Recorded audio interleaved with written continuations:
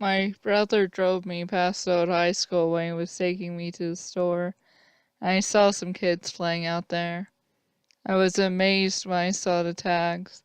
I didn't think they were real. I really didn't think anything about coming back here was real, but there they were. At first I thought it was basketball, but it was something else. For one, there wasn't a basket. I didn't recognize what game they were playing.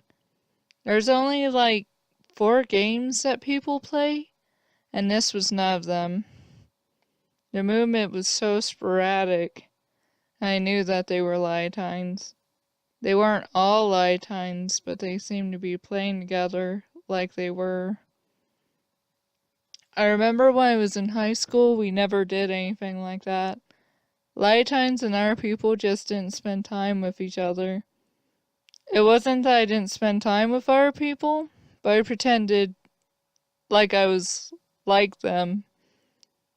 So they pretended like I wasn't a Lyalltine. A lot of people didn't even know. It was good for them not to know. No one was outwardly a Lyalltine in my day. I was inviting trouble, if you did. We didn't want any trouble. We could be wolves as much as we wanted in our own homes if we wanted, but not if we had friends over. Our friends shouldn't know about it either. It wasn't natural. Only it was something I've always been. I can't stop it and I can't control it. I can pretend I'm not, but isn't that worse? Weren't we taught to be honest? It had only been a moment, and I don't think my brother noticed. He just kept driving. The radio was loud and we liked it that way. It drowned out everything. There's something weirdly personal about going to the store. Would that be the right word? It's so public. You can't avoid seeing someone there. There's always someone around you. I didn't really know if I wanted to go to the store that morning, but we needed to get more groceries. It was necessary for our survival to gather more, or else we would starve. I was tempted to ask my brother to do it, but I already knew what he was going to say. You're going to have to do this yourself. It's not that it controls me. It's not that I won't be able to do it myself when I have to. It's just that I don't have to now, and I'm scared. I agreed to go to the store. I wasn't sure who I was going to run into. It's been a while since I'd been here, but not long enough for everyone I used to know to forget about me. I knew there would be a lot of people from high school that simply wouldn't have anywhere else to be but here at the store. Still in Lyallsville. Like, nothing had changed since the last time I was here. I was in the back of the store, getting paper towels and toilet paper when someone approached me. It took longer than I thought since I was thinking it would be right when I walked in, but it took less time than I should have guessed it would. Instead, she was a girl that I always thought was bright and a bit too happy when we were in school together. But there was something faded about her now. She didn't seem sad, but she seemed wiser. She also seemed sadder, but that didn't mean she was sad. It was easier to remember her name.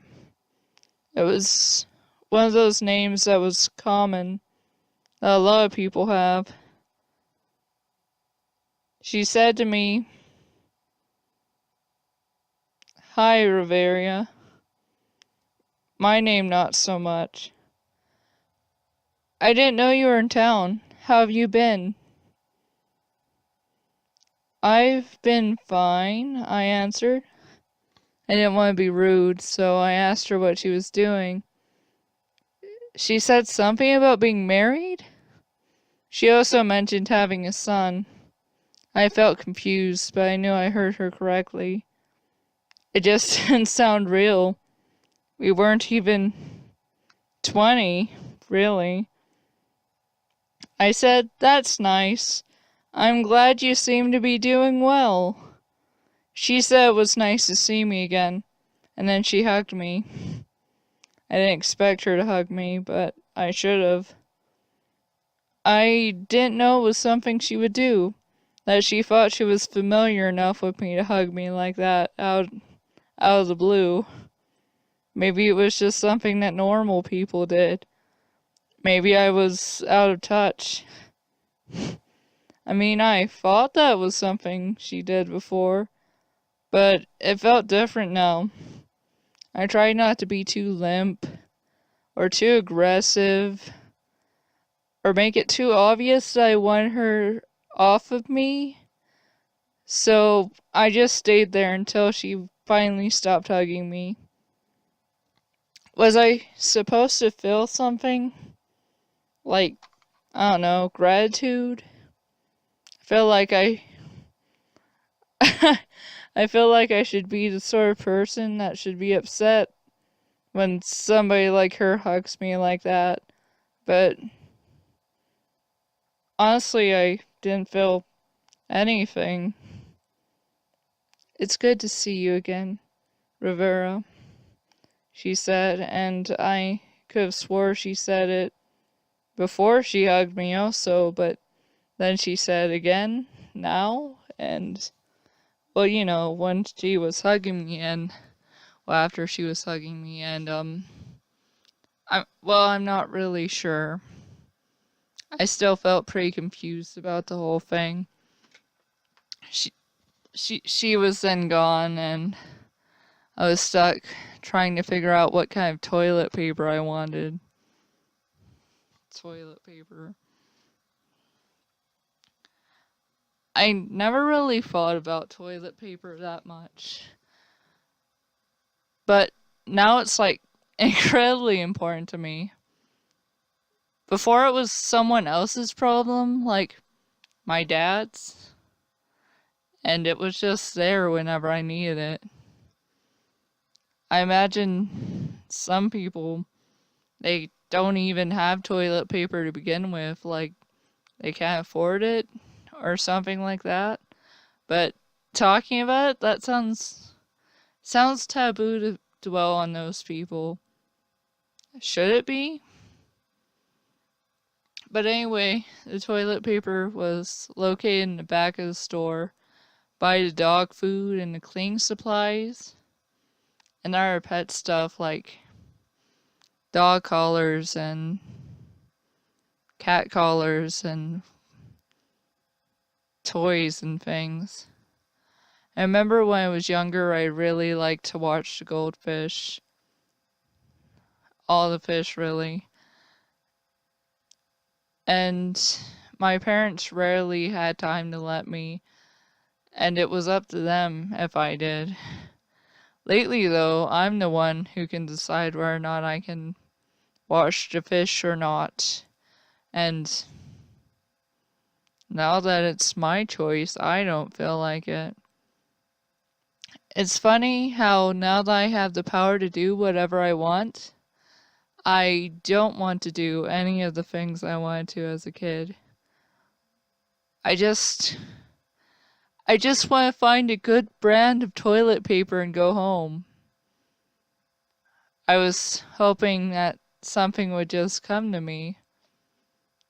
Like I could remember the brand that my family used to buy when I was a kid. Even when I was looking right at them, I couldn't remember any of the brand names. I felt so stumped. It felt like I was there forever by the time I decided, as if I've never been anywhere else. It felt like I suddenly belonged to the back of the store, and then I definitely wanted to look at the fish. I could hear the sound of water rushing, constantly falling, filters gurgling. This thing that didn't seem at all important to me was now drawing me in. I never realized how many different kinds of fish were in these tanks. They flickered and moved in a pattern that I didn't understand. I wasn't sure if I wanted to understand it. I just couldn't look away. There were lions and tigers swimming in those waters. There was salt and sand and ancient civilizations that rested at the bottom of these depths. There was a discount car lot where you could buy cars cheap and test them for cheaper. I could feel my blood gurgling along with the tanks, the way the entire world moved and breathed. This was our entire world right here in these waters. I grinned blankly before I noticed that there were fish floating at the top. I remember thinking that they were sleeping when I was a child. And my parents didn't correct me because they didn't want me to know about death yet. They didn't want to remind me of the days in which we would all be still and the same again, in which our human brains would simply stop like a period rather than a question mark. I could feel the water slowly filling my blood. It was all I could see now, and there was no escaping it. This was our world, and it was a finite tank. There must be other tanks, but this was the only one we were ever going to know by the time we floated to the top. I could feel my mouth open as if I was going to scream in this stand mart, but the next moment I felt a firm hand taking my arm, pulling me away from it. I was confused. I was grateful. "You mustn't look," she said. It was a girl I knew from school, the one that hugged me earlier. "What do you mean, Chelsea?" I asked, my eyes wide and confused. "There are some truths that we can only understand when we're children. It's too late for that. Don't look. Don't ever look back. There will be a time when you'll get to, but not now.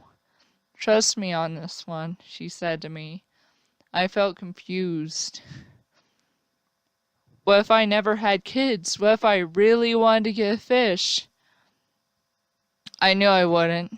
I couldn't imagine it. I was never really interested in fish anyway. I don't think so anyway.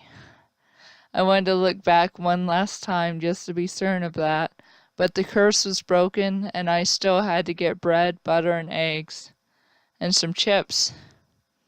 The chips weren't planned for. My brother was waiting for me by the time I finished shopping. He was really good at being there at the right time and place. He asked me how it went. He seemed a bit smug about it, if I'm honest, because he knew I could do it. I knew I could do it too. I just didn't want to. Sometimes you have to do things that you don't want to do. But also I really didn't want to. "Have you ever thought about dying?" I asked in even tone. "All the time. What kind of question is that?" he asked. I laughed as well. It was a joke. We always joked about it. That's what this generation is all about. Sometimes I want to think about not dying. Sometimes I want to pretend what it's like to not ever die. Sometimes I really do think I won't die. This time I didn't pay attention to anything that was going on as we drove back home. This time I kept my face down and I read. I used to do it all the time when I was younger. I don't know why I don't anymore. Sometimes I'm comforted by the fact that I don't have to be constantly doing something to be comfortable in my own head. And sometimes I feel like I've gotten lazy now that I'm an adult. I don't do nearly as much as when I was a kid. I'm not nearly as on top of my deadlines as when I didn't have a choice. I technically did, but the consequences were scarier to me back then. Now it just feels like I don't care about anything. Like, who cares if I'm going to jail? Who cares if I don't? If you're hearing this, I want you to know that I cared about this. I cared about being heard and seen. I want to care again. I realize that I can't remember what happened to Chelsea after she warned me to look away. Is she still standing there? Still shopping until the end of time? Or was she never there to begin with? I can't even remember her face. Just her name. Chelsea. That's how my first day out went. I think I'm gonna stop recording. I think I'm gonna watch a good show. Maybe I'll go to sleep.